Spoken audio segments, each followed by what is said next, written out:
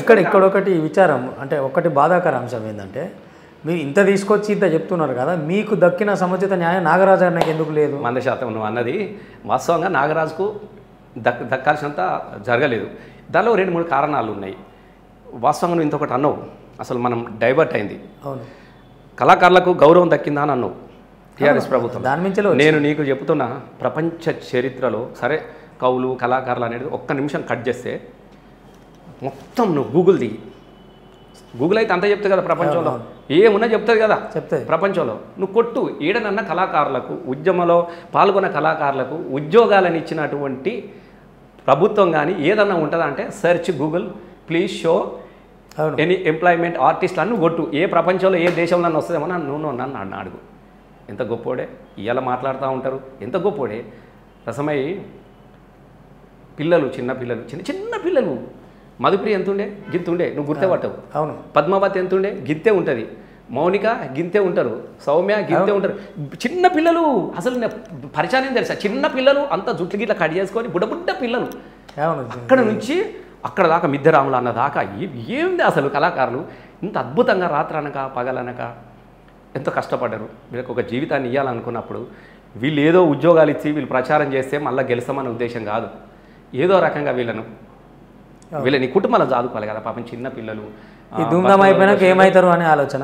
Government వచ్చిన తర్వాత ఎవడు అడుగుతాడు? డిపిఆర్ఓ ద్వారా గట్లనే పోయేటాడు. అయినక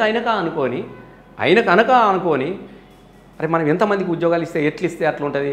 ఒక క్రమంలో చర్చలన్నీ జరిగినాయి. ఈ చర్చలలో జయరాజు ఉన్నాడు, కిషోర్ ఉన్నాడు, వాళ్ళు ఉన్నారు, వీళ్ళు ఉన్నారు. ఇంకా నేనే నాతో చెప్పిండు, నాతో మాట్లాడిన తర్వాత అందరు ఉన్నాక అట్లా కాదు.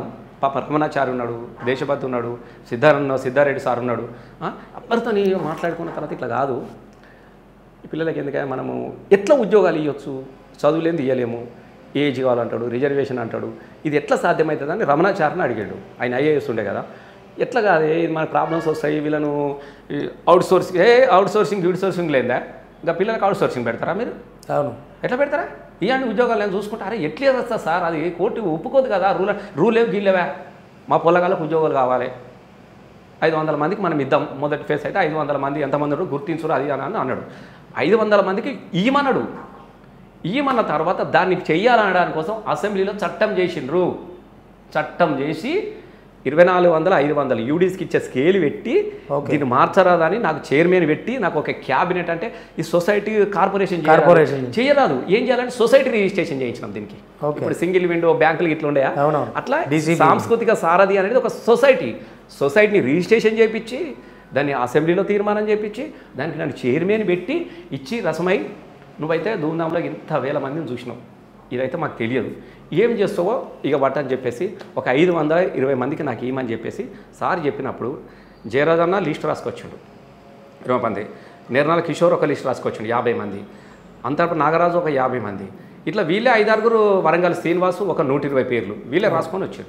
అరే మీరు రాసిన ఇట్లా కాదు కానీ చెప్పి అప్పుడు నేను అందరు కూడా ఎవరెవరైతే టీంలలో పనిచేసారో అన్న నాతో ఒకటి కరెక్ట్ చెప్పండి, మీ టీంలో పనిచేసిన పిల్లలు మీరు ఇవ్వండి మీరే అంటే అప్పుడు వాళ్ళ టీంలో పనిచేసిన పిల్లలు రాసిచ్చారు. ఇప్పుడు ఎవరైతే మొత్తం ఉన్నారో అట్లా వాళ్ళ పేర్లు వాళ్ళు రాసిస్తే వాళ్ళకు ఉద్యోగాలు ఇచ్చినాం మనం, గుర్తుపెట్టుకోండి.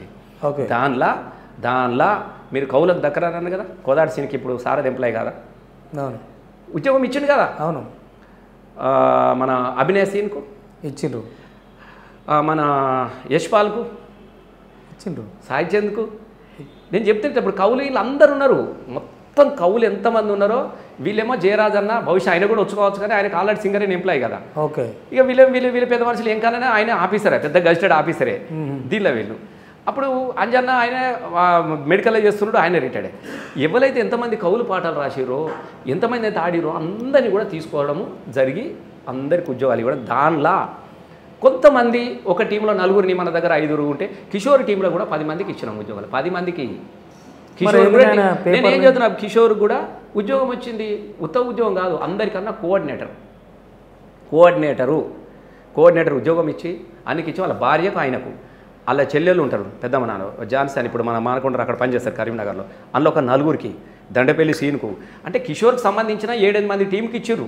ఇక్కడ ఒకటేనా ఇదే ఇంటర్వ్యూలో కిషోర్ అన్న నేను ఇంటర్వ్యూ చేయడం జరిగింది. ఆయన కూర్చొని ఏమన్నాడంటే కేసీఆర్తో ఈ ఉద్యోగం అనే ఐడియా ఫస్ట్ నేను తీసుకొచ్చి ఆయనతో మాట్లాడి నేను హుజురాబాద్లో ఉండగా వీళ్ళు నాకు తెలియకుండా పోయి ఇదంతా కుమ్మక్కు చేసిరు కాబట్టే నేను తీసుకోలేదు నా కోసం కాదు చెప్తాను నీకు చెప్తా ఇక ఇప్పుడు నీకు తెలియకుండా నాకు తెలియ కాదు ఆయన ముఖ్యమంత్రి గారు అంతా అయిపోయింది రసమై రమ్మని చెప్పి నేను ఎమ్మెల్యేగా ఉన్నా ఇగో ఇది కథ ఈ పని చేయి అని చెప్తే నేనేమంటా నేను పిలిచిండా నేను పిలుచుకోపోవడం సార్ ఇష్టం నువ్వు అంతకుముందు సార్తో నీతో కూడా కూర్చోవచ్చు నీతో కూడా డిస్కస్ చేయొచ్చు నేను కాదని నేను అనట్లేదు మీరు చేసిరు ఫస్ట్ నాడు కూడా నేను లేను వీళ్ళతో ఏందనేది మొత్తం సార్ రాపించుకున్నాడు మాట్లాడి అయిపోయింది హుజురాబాద్లో ఉన్నా ఏడున్నా నాకెందుకు నీకు ఉద్యోగం ఇవ్వమన్నారు నాకు చెప్పిన పని కిషోర్కు కోఆర్డినేటర్ పెట్టు వీళ్ళందరూ ఇవ్వమని ఇచ్చారు ఇచ్చిన తర్వాత ఏం చేసినాడు రమ వచ్చి జైన్ అయింది కదా జైన్ అయినరు రమాదేవి జైన్ అయింది ఆల్రెడీ మన దాంట్లో పెట్టిన తర్వాత ఈయన ఏం చేసిండు ఈయన ఆలోచన ఏంది చైర్మన్ కావాలన్నాడు రసమై బాలకృష్ణ చైర్మన్ చేసిండు కదా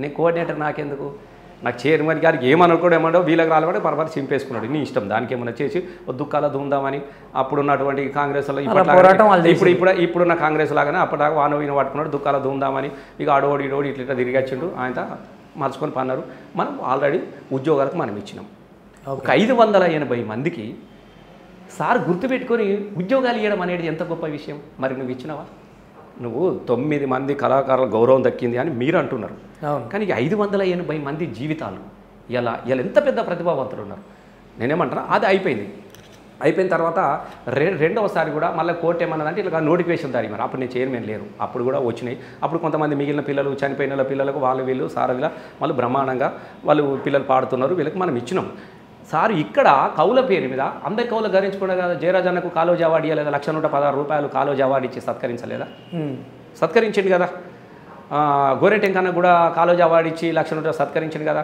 గూడ అంజానకు అవతరణ దినోత్సవం సందర్భంగా పెరేడ్ గ్రౌండ్లో ₹1,00,000 సత్కరించుకున్నాం కదా పెద్దింటి అశోక్ ఇచ్చుకున్నాం కదా అనేక మంది కవులకు అభినయ సీన్కు కొదాడి సీన్కు వాళ్ళ వానెక్కకు పద్మావతికి ఇట్లా అనేక మంది వాళ్ళందరికీ కూడా ఇవ్వడం జరిగింది కదా చాలామందికి అవార్డులు ఇచ్చింది కదా ప్రతి అవతరణ దినోత్సవం సందర్భంగా మనం గౌరవించుకుంటున్నాం కవులకు సంబంధించినంత వరకు సాహిత్య అవార్డు అనేది ఇప్పుడు దానికి ఒక మనము సాహిత్య అకాడమీ అని పెట్టుకున్నాం తెలంగాణ సాహిత్య దాని ద్వారా వాళ్ళని గౌరవించుకుంటూ ఉంటున్నాం ఎవరి గౌరవాలు వాళ్ళకు వస్తూ ఉన్నాయి నేనేమంటానంటే గౌరవం దక్కలేదు అనడానికి కోసం ఇప్పుడు ఎవరు చేసినటువంటి ప్రభుత్వంలో ఆయనకు సాధ్యమైంది ఆయనకు ఒక సాహిత్య అకాడమీ ద్వారా ప్రతి సంవత్సరం కూడా కొంతమంది కవులను సత్కరించుకున్నారు కొంతమంది ఆనవాయితీ ప్రకారం మనకు వస్తూనే ఉన్నది ఒకవేళ ఇది కాదు మాకు గౌరవమే రాజకీయంగా అనుకుంటే అది మీ ఇష్టం కదా ఇప్పుడు నేను రాజకీయంగా నేను ఉన్నా ఎమ్మెల్యే రసమై బాలకృష్ణ నేను సార్ నేను పోటీ చేస్తాను అని చెప్పిన 2009 చేస్తాను కుదరదా అన్నాడు సార్థం కొట్లానే నేను సార్ నేను చేస్తా అని చెప్పిన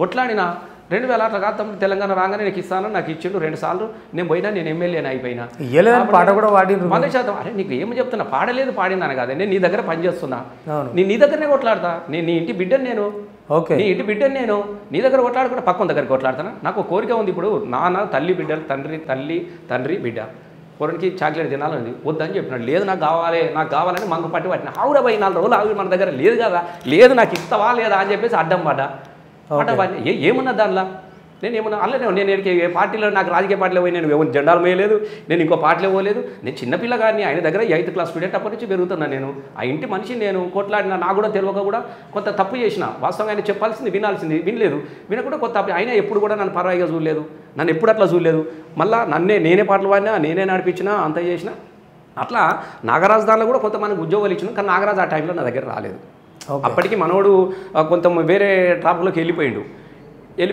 మీరు మాట్లాడలేదా నేను మాట్లాడినా అప్పటికి ఏమైందంటే అప్పటికి ఉద్యోగాలన్నీ అయిపోయినాయి రిక్రూట్మెంట్ అయిపోయినాక నాగరాజు ఒక మళ్ళీ 50 మందిని తీసుకొని వచ్చినాడు వాస్తవంగా ఇప్పుడు నాగరాజు కోసమో ఒకరి కోసమో 25-30 వేల రూపాయలు కాదు కదా అట్లా తీసుకొని వచ్చిండు అప్పటికి క్లోజ్ అయిపోయింది ఫుల్ఫిల్ అయిపోయింది రెండవసారి అయినా నేను చేద్దామంటే అప్పుడు నేను లేను చైర్మన్ నేను రెండవసారికి నేను లేను ఇది ఇష్యూ జరిగినటువంటి కథ అంటే 2 ప్రశ్నలు నా దగ్గర ఉన్నాయి అంటే సూటిగా అడగాల్సింది మీరు ఉన్నప్పుడే మరి 580 మందికి ఉద్యోగ భద్రత కల్పిస్తే ఏమవు ఇచ్చినాం కదా భద్రత కాకుండా ఏముంది భద్రత లేదా మళ్ళీ ఉద్యోగాలు వచ్చినాయి అనుకుంటున్నా వాళ్ళకి లేవనే కదా వాళ్ళే అంటారు ఎవరు అంటారు ఏది లేదంటే ఏంది అంటున్నా భద్రత అంటే గవర్నమెంట్లో కలపలేదు మీకు ఒక మాట నేను ఉన్నప్పుడే దీన్ని గవర్నమెంట్ అండర్టేకింగ్ చేసి ట్రెజరీ ద్వారా వీళ్ళకి జీతాలు ఇవ్వడానికి కోసము వీళ్ళకు జీపీఎఫ్ కూడా పెంచాలన్న ఉద్దేశంతో నేను ఉన్నప్పుడే మీరు చూడండి జీవో 23 ఉంటుంది జీవో ఎన్నికలకు ముందే చాలా కష్టపడుతూ నామ్స్ రిపేర్ కాకపోయినా కూడా మళ్ళీ వీళ్ళకి తక్కువైతుంది సార్, వాస్తవంగా ఇబ్బంది ఏర్పడుతుంది పిల్లలకు, అది ఇది పాపం చాలా కష్టపడుతూ ప్రోగ్రామ్ చేశారు సార్. అది అట్లా వీళ్ళకు మళ్ళీ దానికి కల్పించి ఇప్పుడు ట్రెజర్ ద్వారా వాళ్ళకు డైరెక్ట్ గవర్నమెంట్ ఉద్యోగస్తులకు ఏ విధంగా అయితే సాలరీస్ ద్వారా వాళ్ళకి ట్రెజర్ ద్వారా వస్తుంది సాలరీ, ఇప్పుడు కూడా అట్లా చేసిపోయినా కదా, నేనే కదా చేసింది. అప్పుడే ఎలక్షన్లు వచ్చినాయి, మళ్ళీ మొన్న ఎలక్షన్లు అయిపోయిన తర్వాత యథావిధిగా జీవో ద్వారా వాళ్ళకి వస్తూ ఉన్నది. చేయకపోవడం అంటే ఏం లేదు కదా, బ్రహ్మాండంగా చేసినాము. ఇది వాళ్ళ అక్కడ కళాకారులు అందరూ ఏ కళాకారులు అంటున్నారు, అసలు వాళ్ళందరూ మంచిగానే ఉన్నారు. ఎవడైతే ఆ కళాకారుల ఎదుగుదలను చూసి ఓర్వలేనోడు ఇలా సారథి మీద నిందిస్తూ ఉన్నారు. ఇప్పుడు చాలామంది మాట్లాడతలేరా, ఒకడు మాట్లాడతాడు అలా అంత ఉత్తోళ్ళే. అరే లేదు అంటే కొంతమంది పర్టికులర్గా చెప్పిన వాళ్ళు ఉన్నారు అంటే నాతోటి మాట్లాడి నేనేమంటున్నా,